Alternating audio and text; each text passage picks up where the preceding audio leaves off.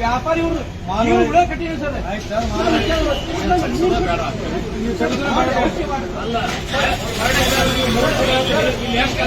ಎಲ್ಲರೂ ಕಡೆ ನೋಡ್ತಾರೆ. 3 ಫುಟ್ ಬಿಡ್ರಿ. 3 ಫುಟ್ ಎಲ್ಲಿಗೆ ಆಗುತ್ತೆ ಸರ್? ಇಲ್ಲಿಗೆ ಕಪಡ ಇಟ್ಕೋತಾರ. ಒಂದು ಇಟ್ಕೋತಾರ 3 ಫುಟ್ ಎಲ್ಲಿಗೆ ಆಗುತ್ತೆ? ಇವ್ರ ಅಂಗಡಿ ಅಲ್ಲಿ ಇಲ್ಲೇ ಅಂಗಡಿ ಇಲ್ಲಿ ಇಟ್ಕೊಂಡ್ರೆ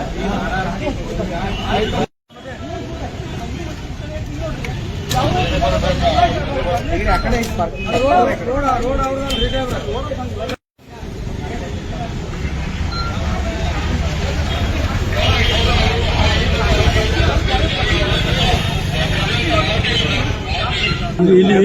ಇಲ್ಲಿವರೆಗೆ ಮೇಲಿಂದ ಮೇಲೆ ಬಂದೋಬಸ್ತಿ ಇತ್ತು.